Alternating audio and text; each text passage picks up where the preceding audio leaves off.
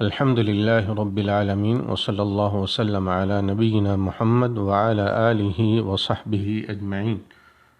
توحید کا تقاضا ہے کہ بندہ اپنے رب کے حضور اپنی محتاجی کا اظہار کرتا رہے، کیونکہ بندہ ایک لمحہ کے لیے بھی اپنے رب سے مستغنی نہیں رہ سکتا ہے، بلکہ وہ ہر دم اس کی مغفرت، عفو و کرم اور اس کے فضل کا محتاج ہے۔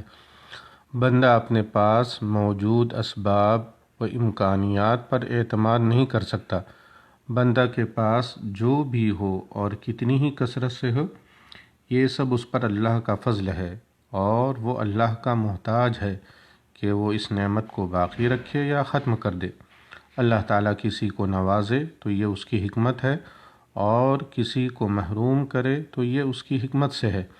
لہذا بندہ جب اللہ تعالیٰ سے دعا کرے، اللہ سے مغفرت طلب کرے، تو پورے وثوق، پختہ عزم و یقین، رغبت اور دلی میلان سے دعا کرے، انتہائی عجز و انکسار کے ساتھ سوال کرے، استغنا، بے پرواہی اور تکبر کا اظہار نہ کرے، کیونکہ اللہ تعالیٰ اہل جہاں سے غنی ہے، قہار ہے اور بے حد غلبہ و قدرت رکھنے والا ہے۔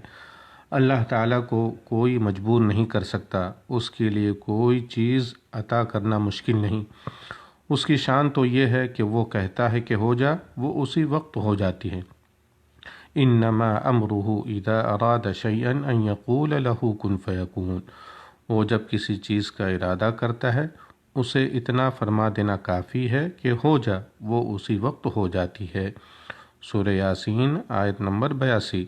اللہ تعالیٰ کے خزانے میں کوئی کمی نہیں ہے۔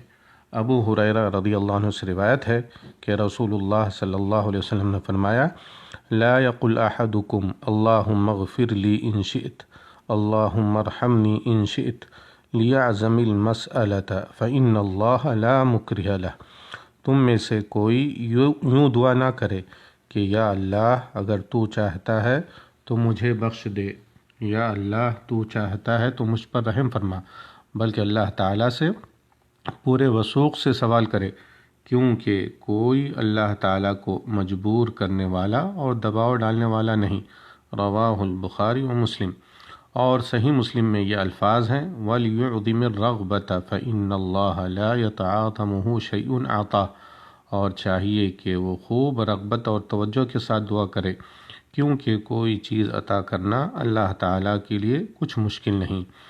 حدیث سے معلوم ہوتا ہے کہ دعا میں استثناء، یعنی یوں دعا کرنا کہ یا اللہ اگر تو چاہتا ہے تو مجھے معاف کر دے، یا اللہ اگر تو چاہے تو مجھے بخش دے، یا اللہ اگر تو چاہتا ہے تو مجھ پر رحم فرما، یہ کہنے کی ممانعت ہے، کیونکہ اس سے بے پرواہی اور استغنا کا اظہار ہوتا ہے۔ اللہ تعالی عالم۔ والسلام علیکم ورحمۃ اللہ وبرکاتہ۔